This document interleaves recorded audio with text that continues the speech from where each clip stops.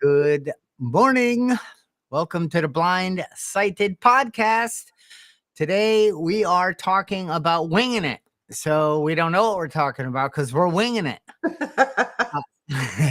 And maybe we'll talk a little bit about consequences of winging it, what it's like to be okay in the realm of winging it, or we might just start talking about our blue bottles. Who knows? Or this really Collins. gorgeous vase I got. Look how pretty that is. Nice. So I'm Charlie Collins. You know that says it on the screen. We've been doing this for 53 weeks. Well, 53 episodes. We missed a week here and there, purposefully. And it's good to be here this morning, this day, whenever you're watching this. And we're just gonna noodle around with just kind of not be too principle based and let it flow and see where this podcast takes us. And I think it's going to be anxiety reducing, not anxiety incurring. My name is Brenda Hayden. I'm the founder of Time for a 10. We're an emotional awareness, emotional intelligence coaching service. We help people get to the exact nature of their disturbances so that they can release old beliefs and things that don't serve them anymore. We do deep dives into your past belief system. We challenge that and we change the lens through which you see your world. It's fascinating work and I love doing it. Visit us on @Time410 on YouTube. We also have a TikTok channel. There's lots of good videos and psychology tips and little trainings on there. So it's great to be here today. And I'm also the co-host of the Blindsided podcast. Today we are winging it. Do you have an opening, Charlie, for winging it? How could I? Well, I thought about a little bit about winging it, and I thought, I'm trying to wing it, but now I'm trying to think about winging it. and I, Brenda, there's winging it can be amazing. It can open creativity. It can open confidence. It could open contentment. It could open just this personal development and all. Like, I don't need to know. I'm just going to show up. I'm just going to do. I'm just going to try that new hiking trail. I don't need to know exactly where it goes and all that. And then there's the winging it where I'm not prepared. I think I can just show up and present or do, and I get myself into trouble. And you and I have been talking like on the podcast, it's like we don't spend 15 hours studying about leaning into or stepping into, taking action, different things that we talk about. We, in a sense, wing it through our experiences. And I think for me, winging it, since I have experience with just winging it, showing up and really having a belief that I'm going to be okay. I have some value to add. I don't have a story of lack, scarcity. I'm not good enough going into the winging. And it always turns out fine. But in a sales presentation or something like that, no, winging it doesn't work well for me. It produces anxiety, stress, discontentment. It produces, then the hammer comes out and I say, you should have been more prepared. Whatever. You know what I'm saying? Yeah, I do. There's two kinds of winging it, right? There's the kind that we do when we get in front of a group of people and we speak on a topic that we're well versed in, like the 12 steps, right? We've heard each other speak numerous times.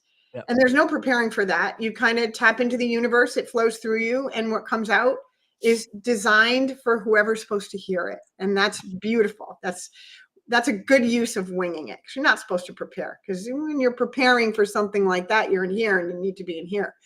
But when you're doing a professional presentation, like you were talking about, the audience is expecting you to be an expert at something. They've paid money to be there, and currency, time is currency. So even taking like an hour out of their day to go to, a presentation that you bring into a corporation, they're expecting something out of that. And you have to be prepared for those kinds of things. But let me ask you a question. Have you ever been in a circumstance where you thought you were prepared and either you forgot your slides or like you end up, have you ever had to wing it in a circumstance like that, a professional one? Oh, yes. How'd that And go?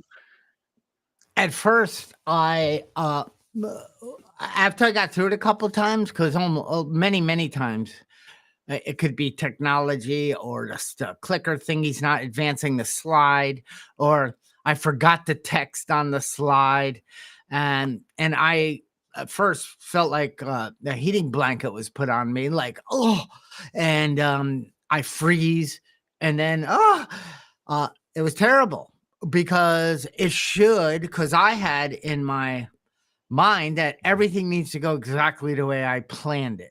And I need to deliver perfectly. Everything has to be great. And then as I grew and learned that no, it doesn't, first of all. Secondly, the people in my audience, the people I'm meeting for the first time, whatever that is, they don't know what I'm not saying, what I missed. They don't know. And Brenda, I'm like, I have turned around and I saw the picture on my slide and I was making a point. Like there's two boats. One is going through the waves and one is sitting in the harbor and or just parked. I mean, docked. And it says basically boats are not made to just sit in the water. They're meant to be used. So, but I forgot what it was. And I said, well, I've got to be honest, I forget what the text is on the screen, but I hope you guys like boating. And they all laughed. And that was how I got through. I wung it. Yeah, you won it. You won it. I had an experience last semester. We had to, each student in my somatics class, right?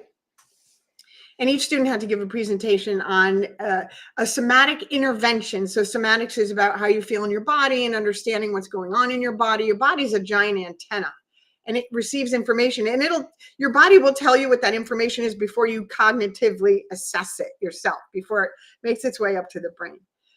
And we all had to come in with a suggested intervention. So I worked on my presentation and I was all ready. And that morning when we got to class, they said, who wants to go first? And my friend Mike raised his hand because he always wants to go first. I wanted to go first because I have a terrible fear of public speaking, right? And not in like when I'm doing 12-step work, but for whatever reason, in this environment, I do. So I ended up saying I wanted to go second.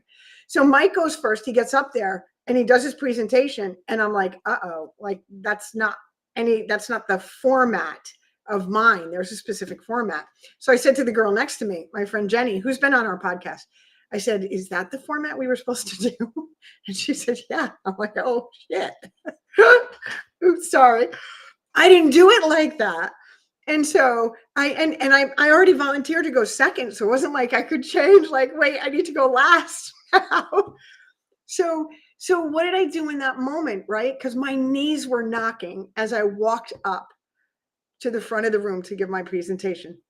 So very similarly to what you did, I won it, right? The first thing I did is a grounding exercise with the whole class, right? Because I needed it, right? I needed to get out of all of the stuff that the fear, I needed to get out of my amygdala and I needed to get back into my heart because I know the information. The information's already there. It's accessible to me if I'm in my rational brain able to access it, which doesn't happen when I'm afraid. We can't do anything when we're in that fear mode. So I grounded the whole class, and in grounding the whole class, I grounded myself, and I was able to just wing it, to just grab parts of the presentation that I'd already done, weave it into the new format. And then the one thing that I did do is as soon as I was done, I didn't stop for QA. I like ran back to my seat, like, oh, I'm good. But I was really proud of myself in that moment. I didn't know I had that in me to be able to wing it. So I think part of winging it is knowing you have it in you to do it, and sometimes we have an experience like you and I just described that teaches us, oh, I have it in me to do that. Most people, I don't know, I shouldn't even say most people. If you haven't stepped out of your comfort zone to try that, it's so worth trying because you meet a whole nother part of yourself that becomes a really, really useful tool for you. Yes, because we've done needing to know what certainty and uncertainty looks like, fear. I mean, we've done so many things that limit us, that we have a limiting belief around it, that that if we um we're not wingers. We don't want to do that, because I shouldn't say we. I know in the past I wouldn't have wung it. I winged the wrong number sometimes. But anyway, um, if I wing it and I make a mistake, that's okay. If I ask a question because I'm confused or I don't understand it, and to me, that's kind of winging it. Winging it is trusting in uncertainty. It's believing that I'm important, moving forward and asking questions and connecting, and that my needs are just as important as your need. I mean, it's a whole new world that I used then from what I used to live in, which was I hated winging it. I wouldn't wing it. I would maybe be present physically, but I wouldn't participate. I would just be there and wonder, why is it so easy for everybody else? Why does it seem like other people can just go with the flow? Take the green trail instead of the blue trail. Yeah, but the blue trail is the one I heard about, the one I know, the one I need to take in order to be safe. And the green trail, well, of course, it must be too easy for me. But anyway, the green trail, that I can't wing it. And now I look forward to that kind of stuff, Yeah. because I get curious on those when I'm in Yeah. that space. I say, "Oh, look at all this stuff I'm not shutting down to, that the earth, that the trail, that these people, that this environment has to offer, that I never would have seen, experienced, felt if I was in the, I gotta know. I can't wing this stuff. I gotta know." Yeah. Yeah. You said some really important things there, Charlie. There's a couple of reasons why I used to stay in that safety zone of being 100% prepared at all times for anything. So I thought, right? And one was the fear factor, right? I needed to be in control because not knowing was too frightening for me. It was too frightening. And why was it too frightening? Well, because I had unresolved trauma that I needed to work on. I needed to get that pain up and out, expressed and released, so that I can enjoy a new experience without bringing that with me. That's why we do that work, so we don't bring all that stuff with us. And the Mm. second reason is, my worth was tied to how well I did at things. So we all learn how to deal with our environment between the ages of 0 and 7. Really, in those first 7 years of programming, where we're in our brains in a theta mode, and we are watching our parents. Our parents and the caregivers and the world around us is teaching us. Our brains are being imprinted during that time, which means our subconscious is being trained how to navigate the world, right?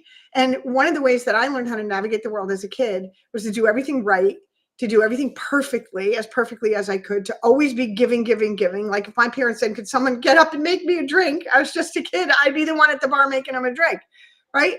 Could somebody clean the kitchen, take the garbage? I would be the one hopping up doing it. So I learned to respond to my environment, to feel safe and in control by doing for others, doing all the time, and overachieving. That translated into workaholism, perfectionism, overachieving, all that stuff in my adult life, right? And so when I bring that with me, I can't wing it because it's not safe. It's literally in my subconscious brain is saying that's not safe. And that kind of programming has to be undone. That's why we challenge our belief system all the time. When I say I can't, or I shouldn't, or maybe when those thoughts come in, I immediately stop. I just don't let them pass by, because that's your subconscious brain. When you let that stuff pass by, I stop and I start asking it questions. I get curious. Well, is that true? Is that real? Is that happening? Is it happening to me? Is it happening to me now? Like all those things that we do. And I no longer define my worth by the outcome of any kind of circumstance. That's what I used to do. It was very binary, we live dualistically. We think dualistically. I don't do that anymore. And I've had so much fun failing. I've had so much fun making mistakes.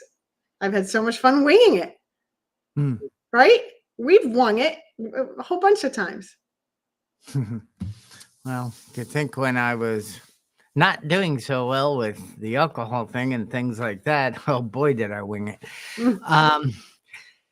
So I just want to talk a little about the going out. I traveled somewhere and I had a laptop in my bag and I had cables and I'm doing a presentation to a bunch of teachers.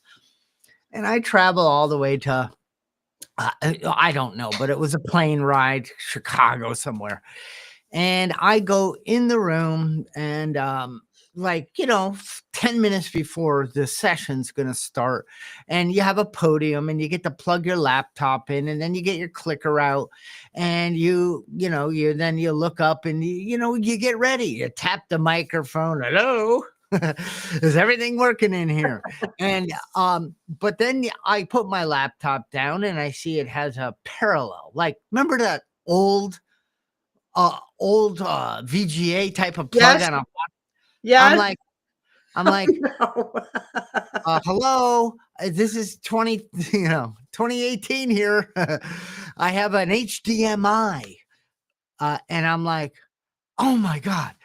So how am I? I'm looking through the cables. People are coming in. It's getting closer. And I'm starting to feel like I want to run.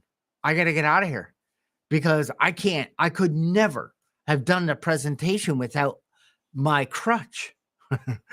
Now look at these slides I made. I'm worth it for you people to be in here. And I'm like, I'm my body is burning up. Now I know what anxiety is to the oomph degree. Like, I was jumping out of my skin. People are walking up. Hi, I'm going, shut up. I didn't say that, but I'm like, I am one of the most unfriendly, miserable people who's going to be your presenter. And because I have to deal with this, I don't want to deal with you. So thankfully, like 2 minutes of a guy comes walking in and goes, hey, is everything good here? And I'm like, no, I need an HDMI. He's like, oh yeah, underneath this thing, you pull down and you pull up this new cable and then plug, and it came to life. And I almost had a heart attack in that process. And so, Brenda, I looked back. I did an inventory on that. What could I have done differently? How could I step into winging it?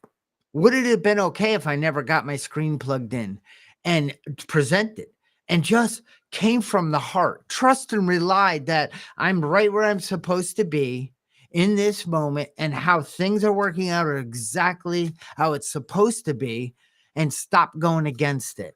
Is it possible to be that guy and be a presenter? Yes. And what could I have done? I could have went to the room earlier. I could have, when I set up the room to speak, said, make sure you have a wireless microphone, an HDMI hookup, a USB-C hookup. Make sure this, that, and the other thing. Because they do all that. If you ask, I didn't. I just assumed. And, now I have shown up with that trust, that reliance, and that confidence that I did what I could. I've set everything up to succeed. Whatever happens in that room, or what if the technology breaks, or only 8 people out of the 90 I thought were coming, I'm not going to take any of it personal. I'm just going to tap into and do the best I can. I'm going to wing it as the best winger I could be. Yeah. Or you could have asked for a wingman too. How about that? I Wingman. did it with wing chicks. So, when I think about that, right? When I think about that circumstance, in the same circumstance I had in class, because I was that petrified, like I couldn't believe, it was so funny. I'm in a somatics class and I'm having a really intense somatic experience. My heart was racing, and I hadn't felt that kind of feeling in a really long time. So if you peel the onion on our circumstances, right? And you keep peeling and peeling and peeling, the underlying fear that causes all of that anxiety to come up is fear of failure. It's not going to go well. They're not going to like me. I'm not going to do well. It was fear of what other people think of you. Right. That's the underlying fear that causes all of this chaos to rise to the surface. And so one of the tools is clearly grounding in the moment. You can do some simple things like tapping on your chest or deep breathing through your nose, because different chemicals happen when you breathe through your nose versus breathing through your mouth. You get more nitrogen when you breathe through your nose, and that will calm you down. But the other thing is just not to attach any meaning to it. We attach meaning to everything. We don't know what anybody's going to think of you if that doesn't go off well. Half the audience will probably be, oh man, that's happened to me, that poor guy, right? Right? The other thing is to ask for help. I remember sitting there petrified in my seat saying, what am I going to do? And I turned to my friend and I asked for help. Is this the format that it's supposed to be? Which he had 6 minutes. It gave me 6 minutes to prepare something different up here and in here to be able to go up there. And I ended up getting an A on my project, by the way, in that presentation. So, and the reason why that happened is because I got out of the fear center and I got into my heart center and did something different. Yeah, because with the stuff that goes on, like I say it all the time, 41,000 neurons in your heart. Your heart has a brain, right? Your gut has 100 million neurons. Your brain's got, I don't know how many your brain does. You're the brain guy. How many neurons in your brain, right? So think about that. The neurons in your gut, the neurons in your heart, the neurons in your brain. Listen, they're all working together. So if we can get out of thinking that this is where it's all at and we can tap into those other energy systems, they're all energy systems, the experience will be completely different. As it was for you when you did that presentation, as it was for me when I ended up getting in front of the class with 6 minutes to re-prepare a presentation and pull it off. Woohoo! I do know that we have 40 trillion cells in our body. That's a lot. I want to meet the person that counted them. Me too. Brenda, I don't know what I never, growing up in school, everything was, you must be prepared. You must know. You must study. I wasn't a lot in school, only because of other factors that, I'm not smart enough. So why bother? So we won't go down that right now. But what I was taught growing up was never wing it. It was, you must know your content. You must pass this test. So what does all that mean? When you're meeting people, when you're going for a job interview, of course, you don't want to, well, I would wing it, but, you must be, and that's a knowing world is a lot of pressure because it's going to limit where I go. It's going to limit who I want to be around. It's going to limit me because if I go out of the knowingness, then that means I'm winging it. That means I could make an ass out of myself, or I could fail. And that's the area where my growth came from, was getting out of that safe zone that I know how this is going to turn out, even though of course I don't, but I think if I go to X, Y, and Z, and I've done it a million times, and I'm pretty sure, and I don't even like it anymore. I just do it because it's comfortable. And to step outside of that and to learn and to experience more was a bigger fear than staying stuck. Why do we stay in our routines and stay in what we know? It's all because of fear of the unknown. Fear of the unknown. A lot of people, I work with a lot of people. The majority of the people I work with are stuck in patterns of behavior that don't serve them, but they're predictable. They know what the outcome of the pattern of behavior will be. And because they're secure in knowing that outcome, even if it's not healthy, they know what the outcome will be. They continue the pattern of behavior. There's a couple of people I work with that we were talking before the podcast are so paralyzed with anxiety that they can't leave the bedroom, right? They can't, they have days where they just can't leave the bedroom.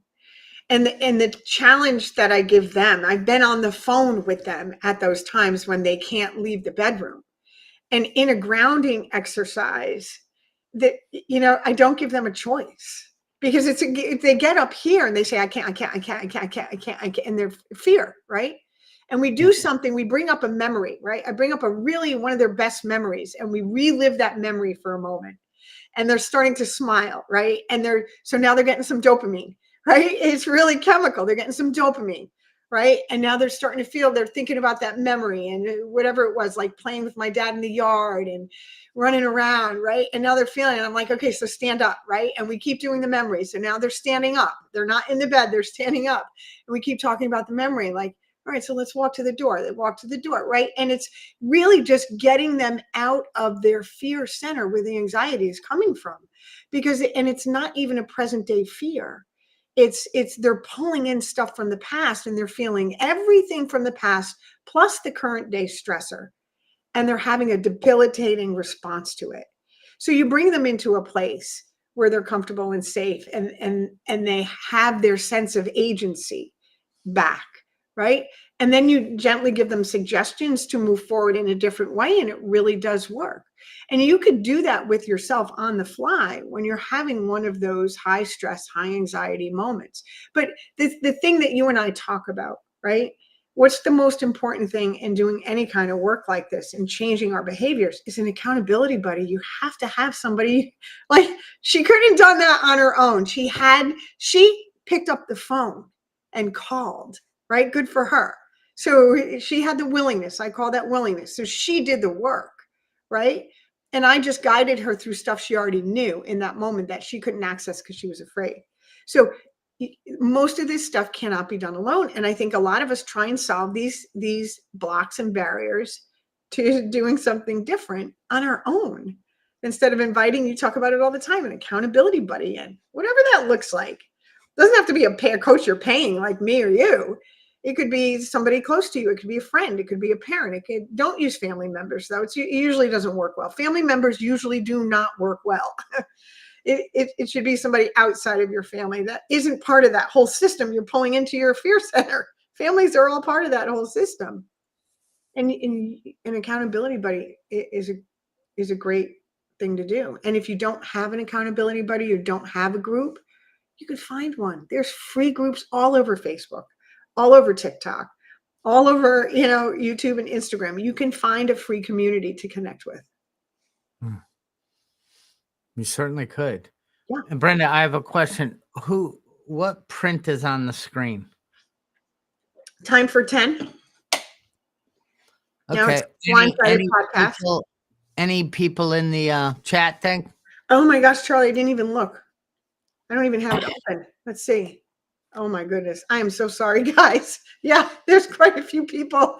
Good morning, Evan and Nick.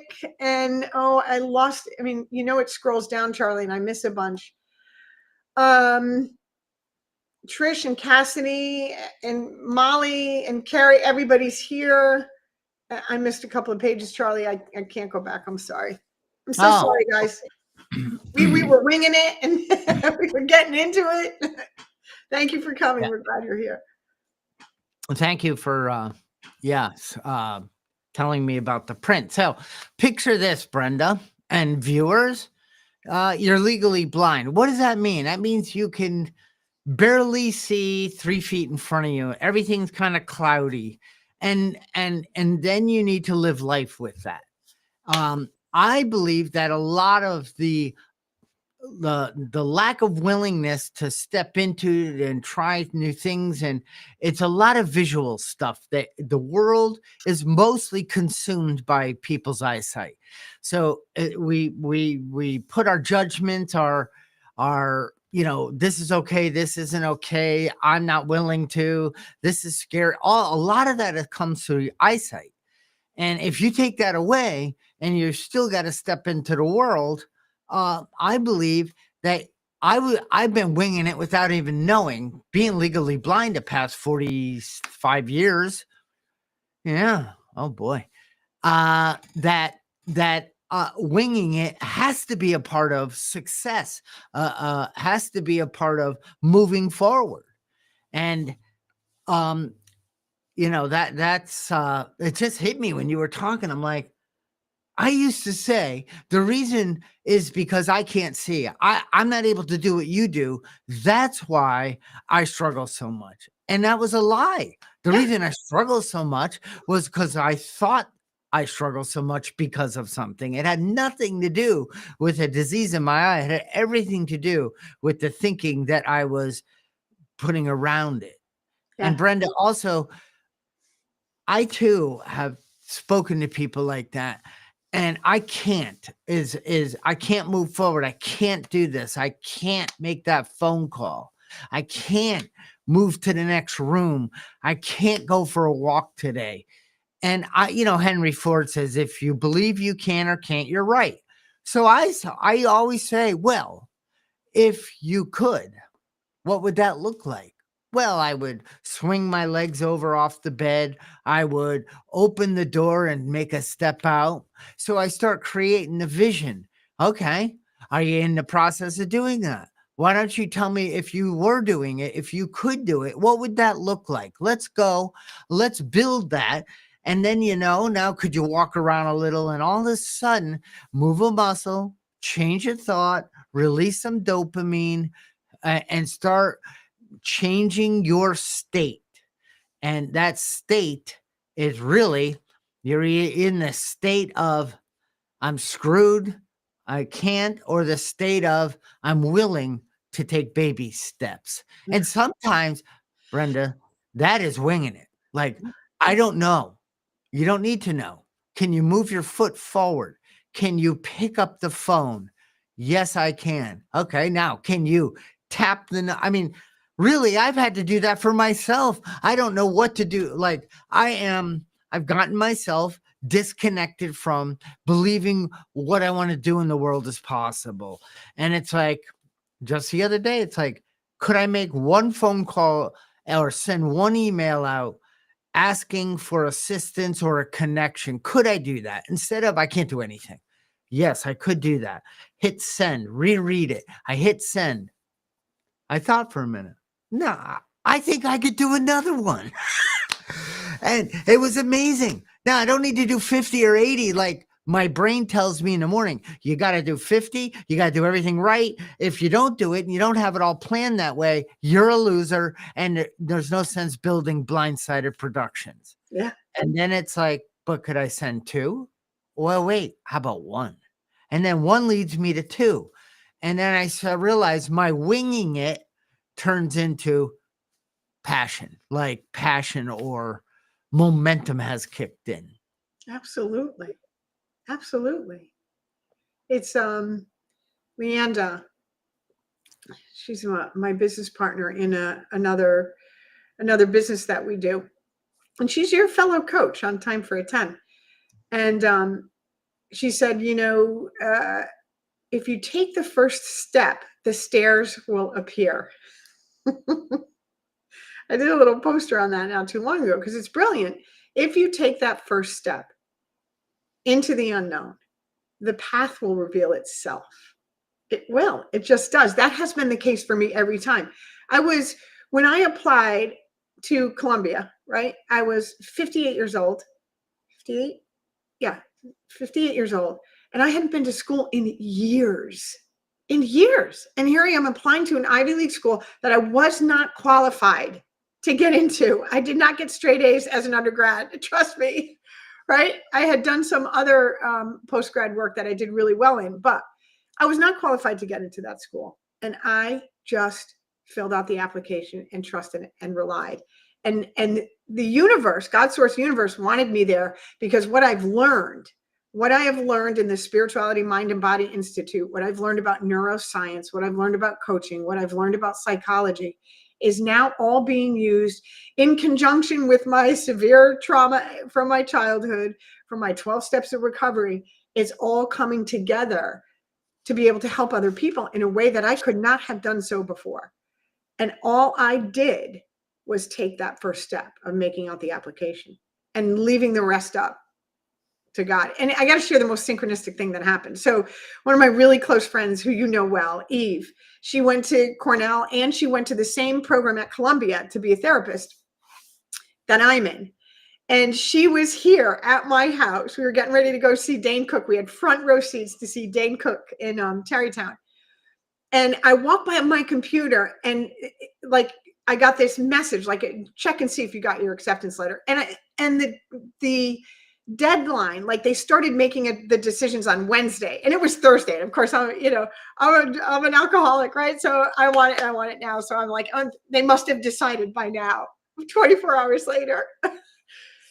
And I'm walking by while Eve's putting on makeup in the bathroom, walking by, I log into the computer and the acceptance letter is there when my best friend is sitting here who went to the same program in my living room, right? We're getting ready to go out.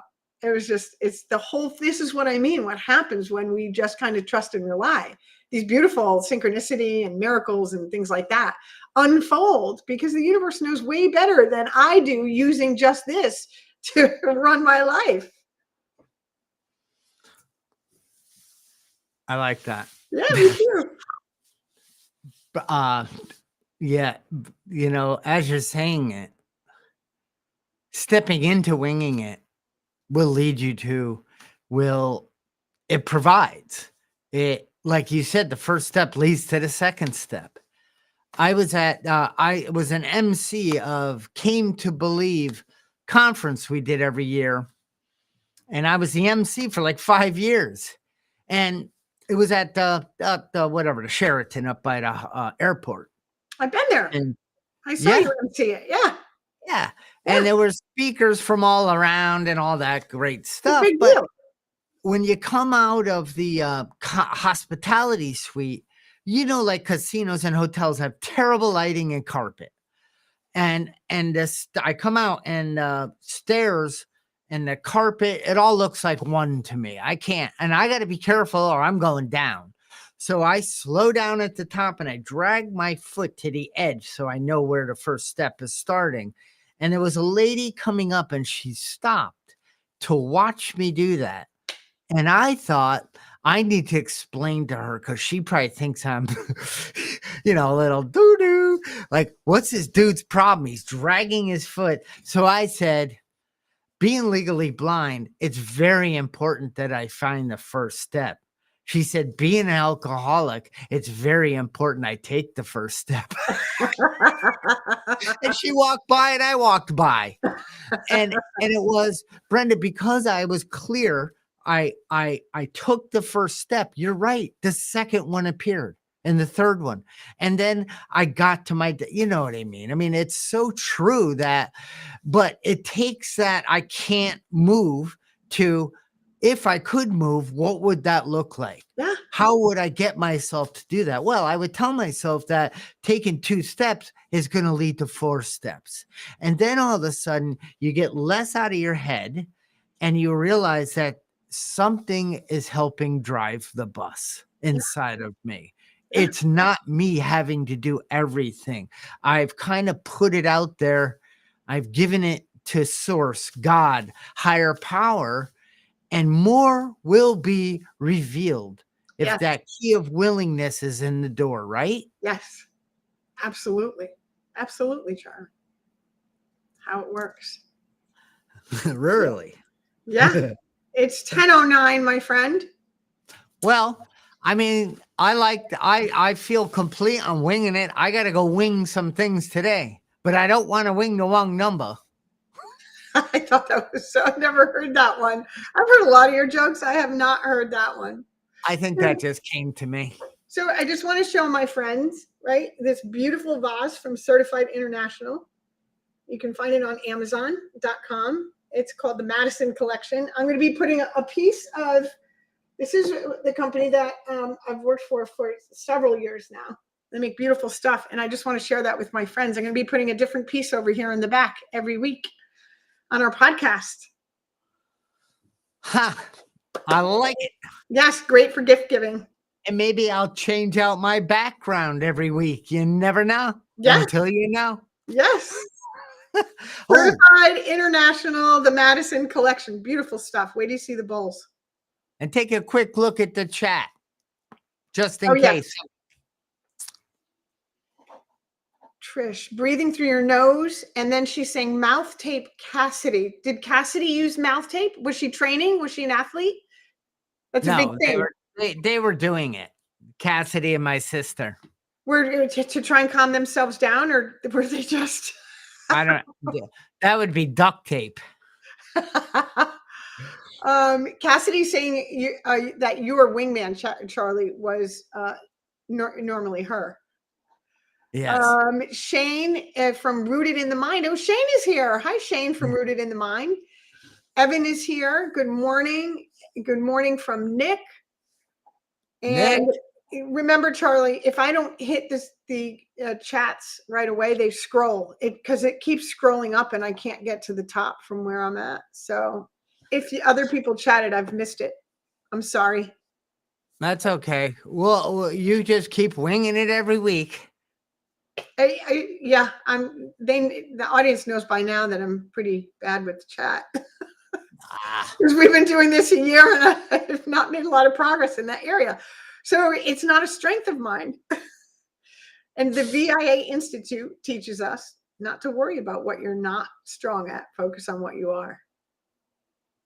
And Brenda, is next week, are we going to introduce that?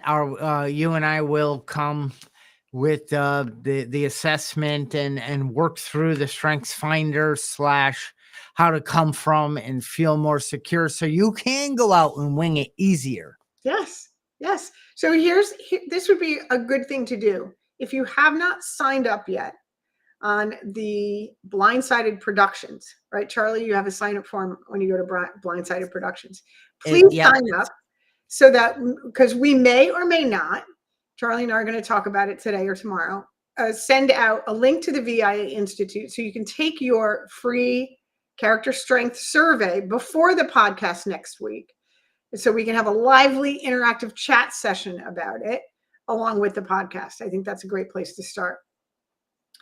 So sign up on Blindsided Productions, please. Put your name and email address. We will send you a link to the VIA Institute so that you can take your character strength assessment out there. And then we'll have something to talk about next Saturday as a group. I love it. And yes, the link is right inside the description of the YouTube of the podcast. That's if you're on YouTube, you're viewing this. If you're on Facebook or one of the other platforms, I don't know if I put it there. So you would go to blindsidedproductions.com. But anyway, this has been great. Thank you all for attending. And, go be a little risky, go wing it. And, play full out today. Yeah, Trish is saying she's going to wing it. Happy St. Patrick's Day from Trish. It's someone scrolling. And that's it. Thank you guys for coming today. And we will see you next week. Have a fun week winging it.